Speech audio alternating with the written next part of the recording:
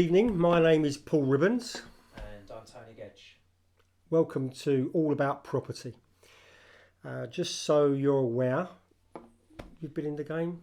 Over 3 decades now, believe it or not. 3 decades. 3 decades. I know. Wow, yeah. I think You're wearing well. You can beat me there, can't you? Yeah, a little bit more than 3 decades. 3.5 decades. 3.5.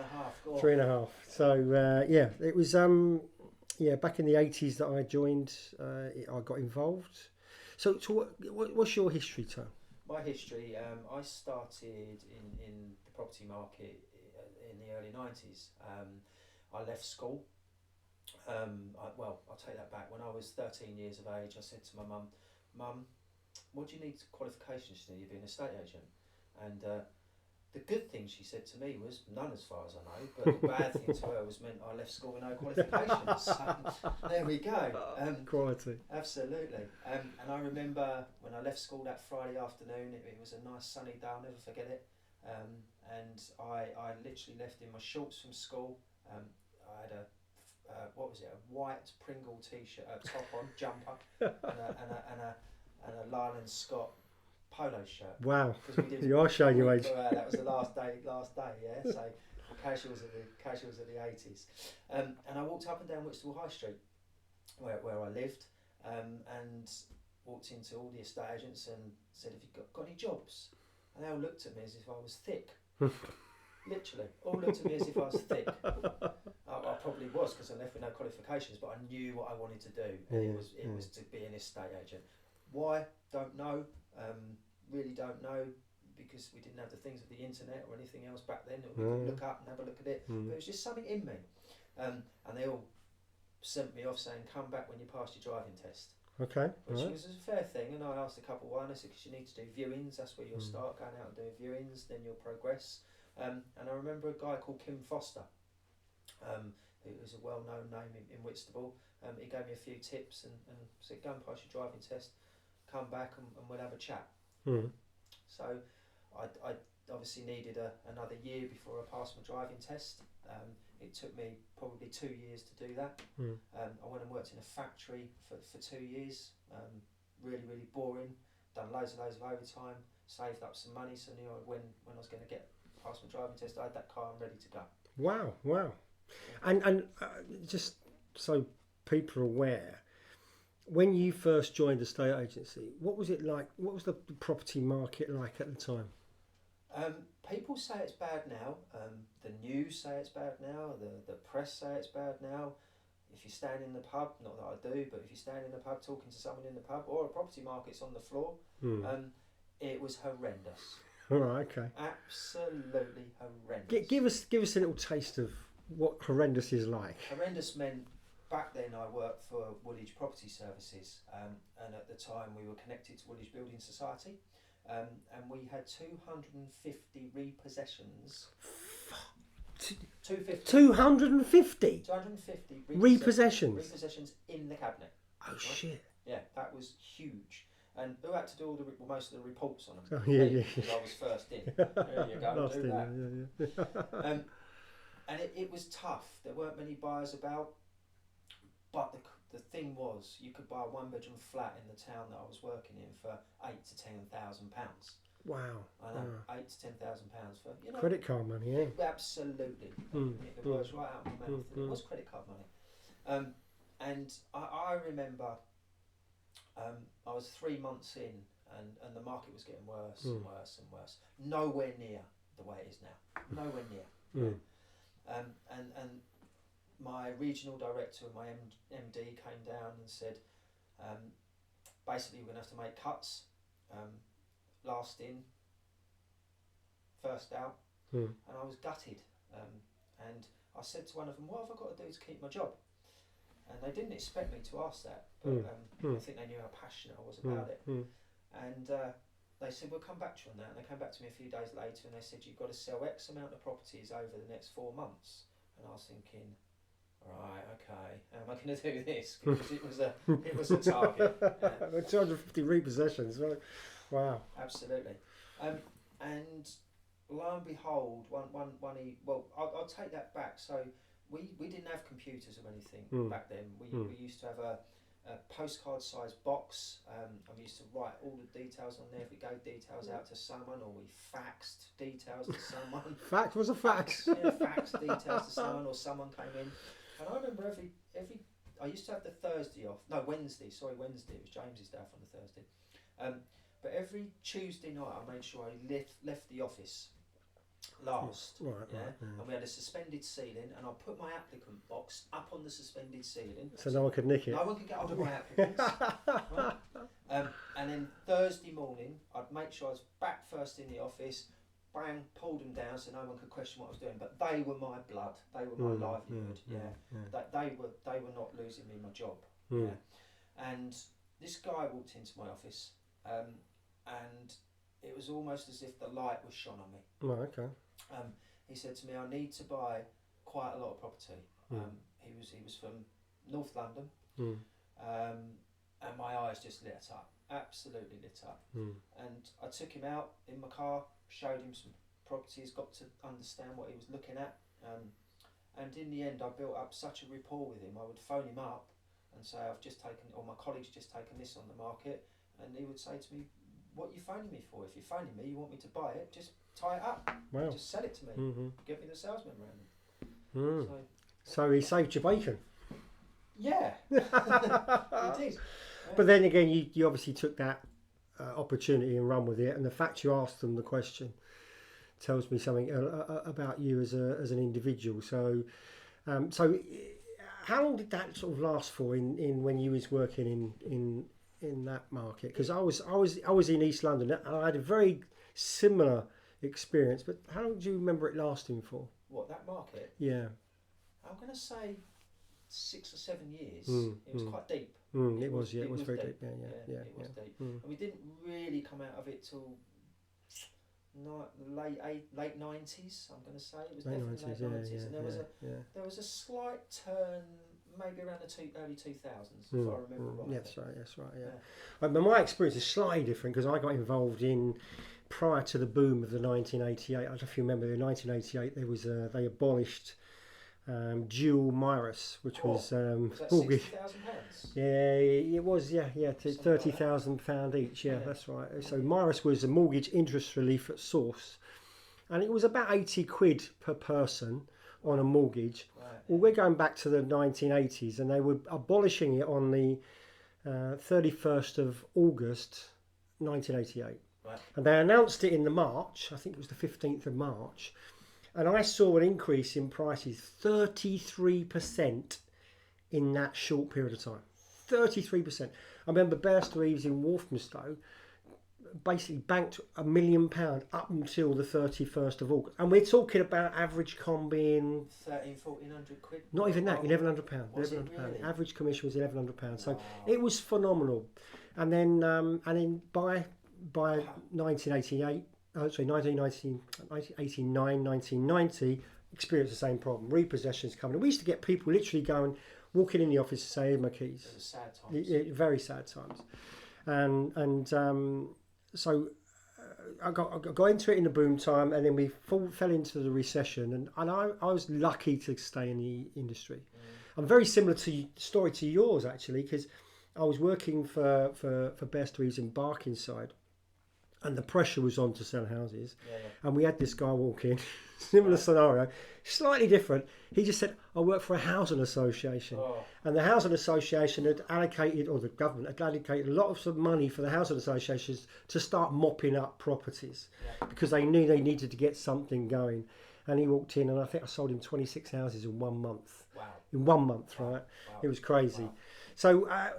So between us, we've seen some ups and downs from the differences. As you mentioned, in London, the market started moving probably around 96, 97. And there's usually a ripple effect. Absolutely. So it takes a little bit of time before you was working out in the seaside towns, I think, wasn't it? Yeah, Margate, Broadstairs. Yeah. Thanet, yeah. So you would have felt the effects a little bit delayed, so to speak.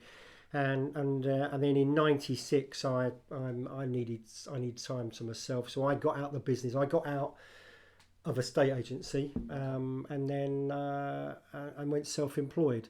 and I became a trader, buying and selling houses. Yeah. And I think we met in '98. I think it was September '98 or something like that. if I We remember completed in the September, Oh, was yeah. it? So yeah, so it Right. would have been because right. Yeah, because you've done the transaction so quickly. So what was your recollection of that time? Um, what 1998?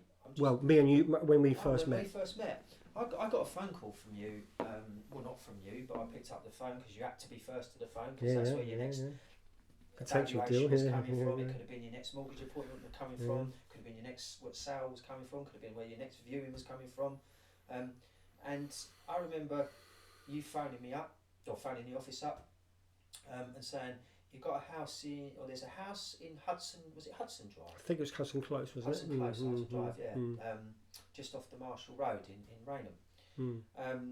And I knew it because you had to know the back of your hand, you had to know your housing stock and completion stock. And I said, oh, what, the one on the corner on with such and such at 125? 125, 125 grand. That's right.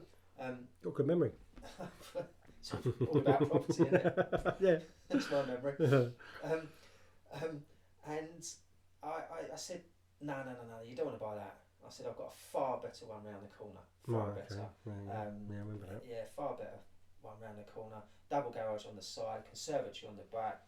What are you doing now? You went, can you get me in there? And I went, and remember the time, I think it was 2 o'clock. Or it was definitely one maybe 2 o'clock, yeah.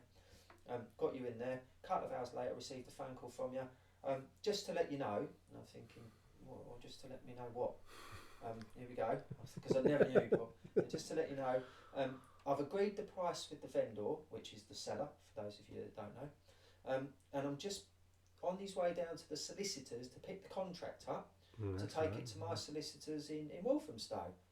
I'm thinking, really? Because that's in 7-8 years, that's never ever happened to me. Never happened to me. I'm scratching my head and put the phone down. Thought, this guy means business. So I got his solicitors. We issued a memorandum of sale, and I think Paul got to his solicitor's office before that was faxed to his solicitor. And you know, I asked Paul for, as I do as an agent, as I always have done in all the years, proof of funds. He said, yeah, buying it with a mortgage. Hope you mind me saying that. Right, I need proof of deposit. He said, fine, I'll get that to you. I'll be down in the morning. I think it was a Wednesday morning, wasn't it? Tuesday you agreed the offer. Yeah, it was. It was Tuesday you agreed the offer. Wednesday morning you came down, and I said to you, I'm going to need you to see my mortgage advisor. Oh, that's right, yeah. But she's not in till Friday. That's right, not until Friday. And he said, what do you want to see my mortgage advisor for? I said, look, you used to be in the business, yeah?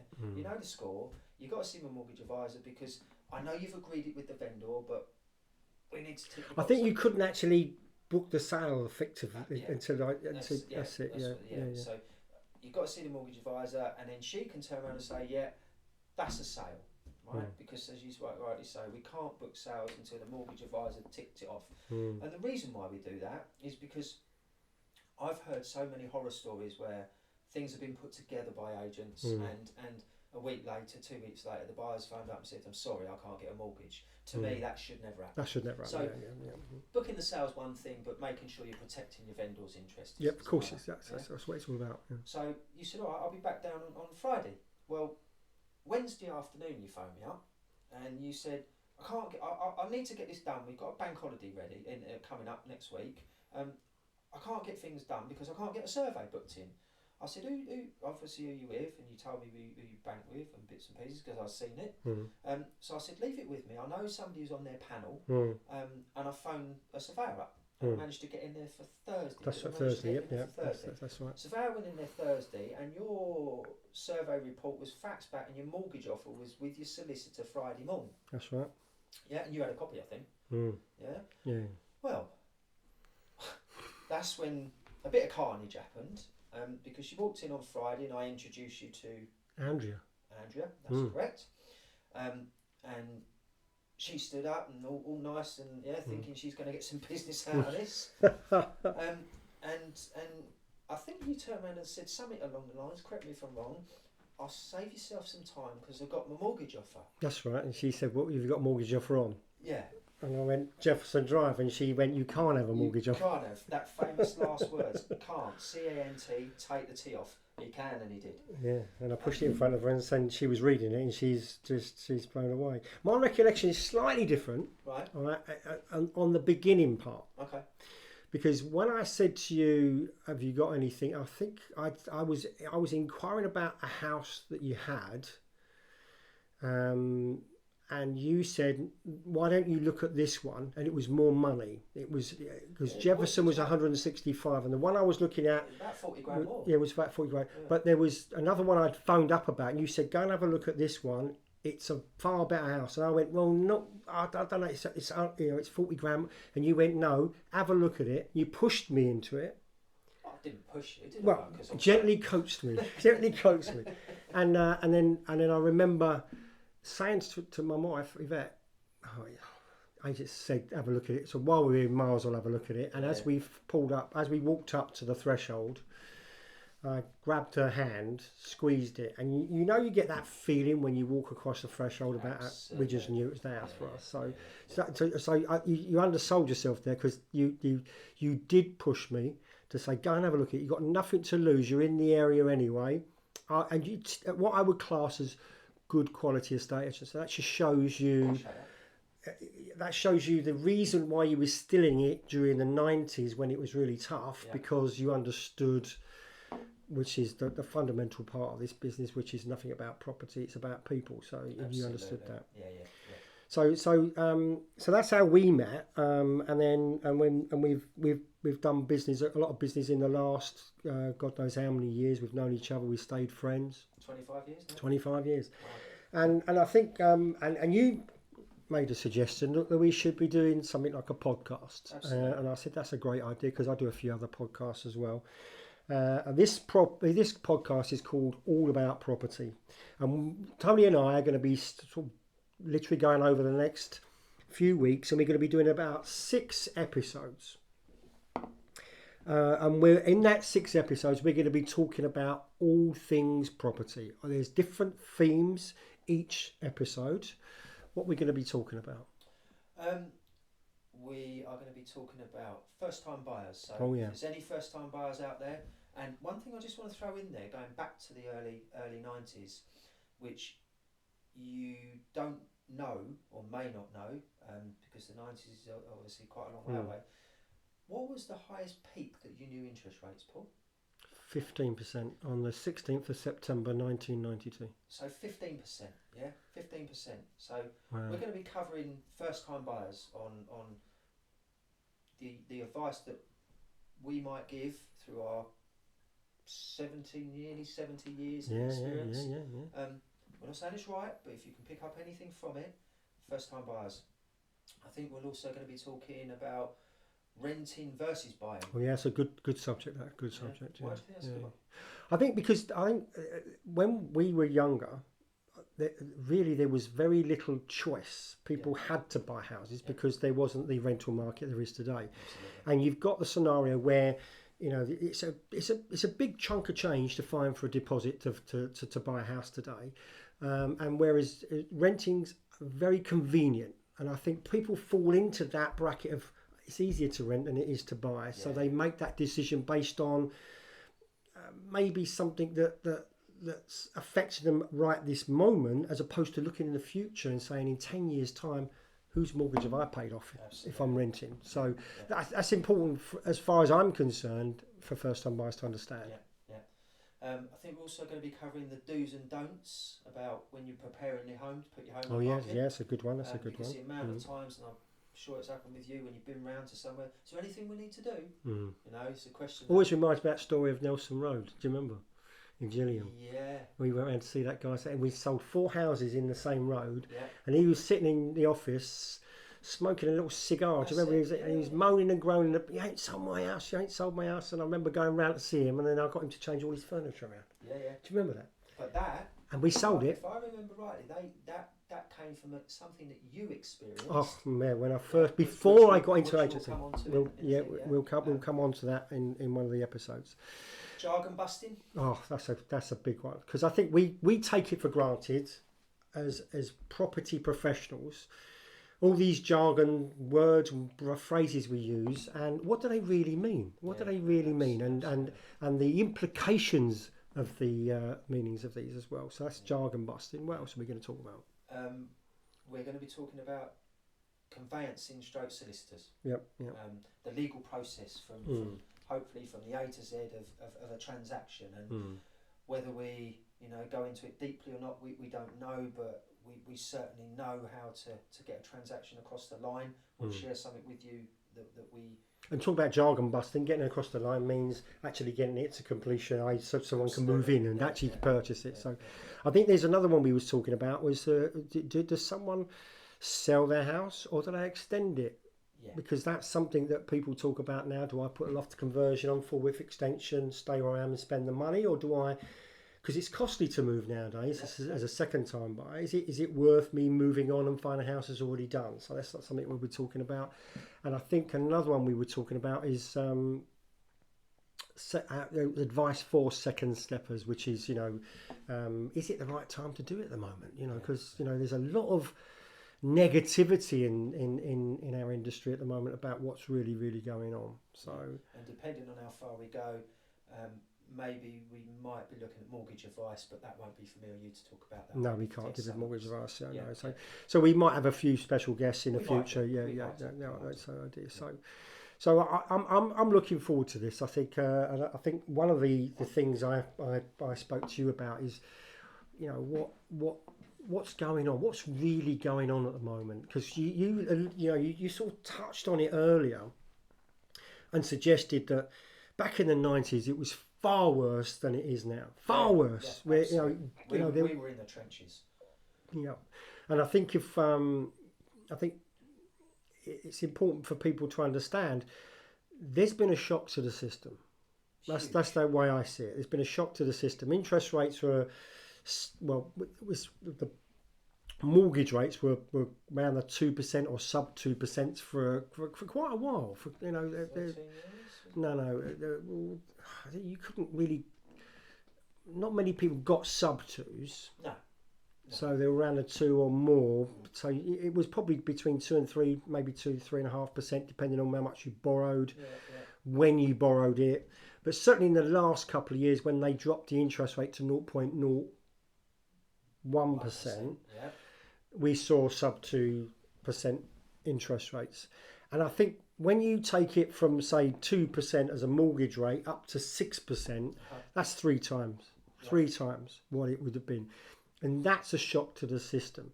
But let's be honest. Did we really think the interest rate was going to stay that low for the rest of our lives? No, it didn't. We knew it was going to go up one day. And should it? That's another question for another day. Yeah, I think we should. It's a whole new question.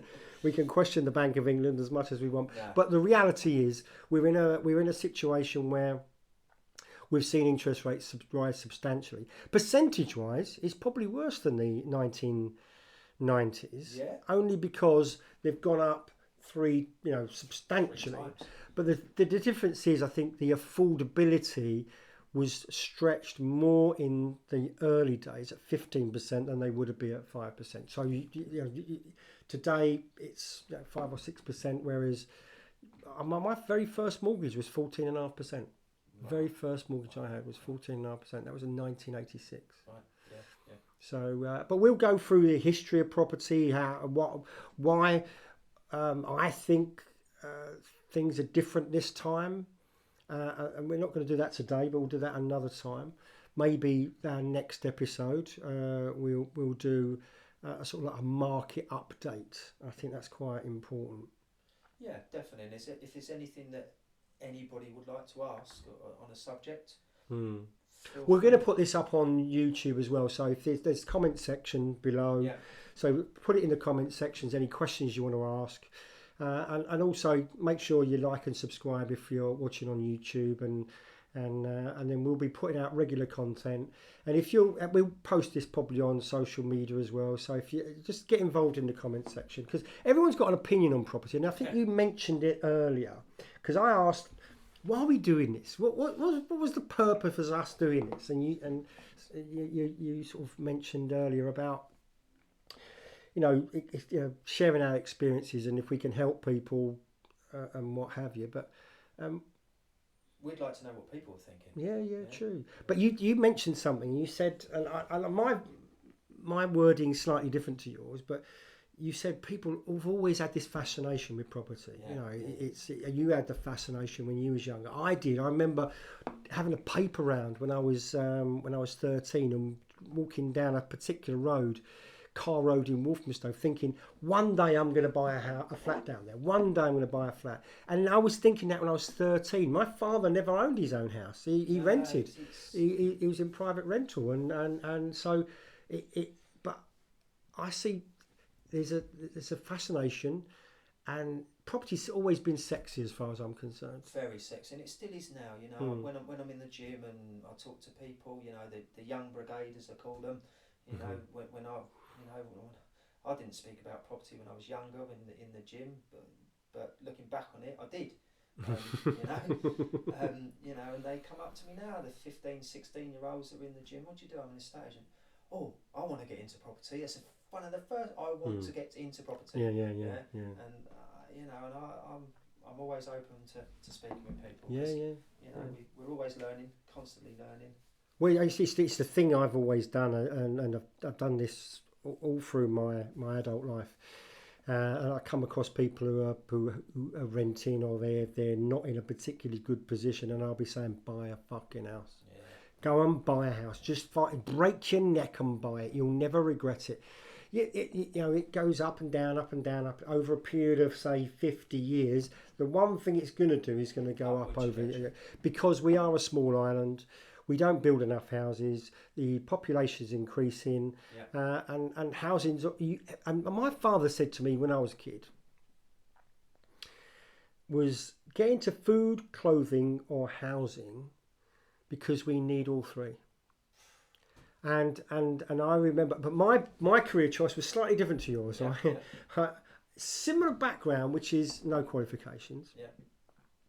And I had a Saturday job in the bakery, and my dad said food, clothing, housing, and I thought, well, I've got a job in a bakery. They said you've got a job here when you leave school, so that was my career choice. Literally, well, I've got a Saturday job. They've offered me a job here. I don't need to go to school anymore, so I didn't. So you wanted to make the dough in the bakery, not in the estate. Yeah, exactly. Yeah, something like that.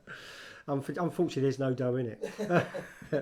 But that was my career choice, and during that time, I had aspirations. I had big aspirations, and I remember, I was a bit of a loser when I was a kid. Right.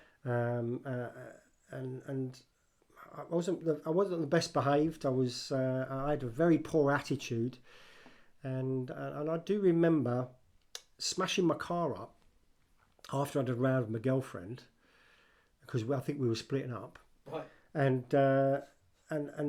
when I smashed my car up, I hadn't told the insurance company about some points I had on my license, because it would have pushed my insurance premium up too high. So when I had the accident, they wouldn't insure me. They said, no, we're not paying out. And this guy sued me. Right. And so I had that in the background, and then I then had this. My girlfriend said, you're a complete utter waste of time. She got herself a job up the city, and she was mixing with people who were going places, and there's me living above the bakery in a hovel. It was horrible. Right. And I don't blame her, really. Honestly, I was a bit of a waste of space. And then I made a decision that I'm going to get her back. Yeah. And then when I'm going to get her back, I had to make a plan. Right. And that plan was, I'm going to buy a flat, and I'm going to change my career, and I'm going to get her back. And I got her back, and then bought a flat. And as I was buying the flat, I moved in with her and her mum, her parents, saved every single penny I could, and I'm about to exchange contracts on my flat, and the guy got the judgment on me for suing me for the so I had to then, the money I saved, I had to pay him off, because I didn't want that judgment on, because if you get taken to court, as long as you pay it within 28 days, it doesn't register, because anyone could take anyone to court. Yeah. So I paid that off, and then I got no deposit.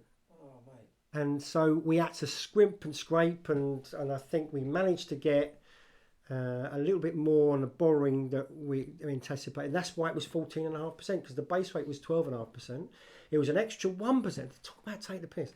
Extra 1% because it was built before 1919, and then on top of that, it was 1% because it was 100% mortgage. So and that's what happened. But I managed to get the flat. And then whilst I was buying the flat, I was watching these estate agents thinking, I can do that. Yeah. I can do, and that was my mantra. I can do that. Yeah, I maybe can't read and write, and I'm dyslexic anyway. But I thought, yeah, that's it, and that was my.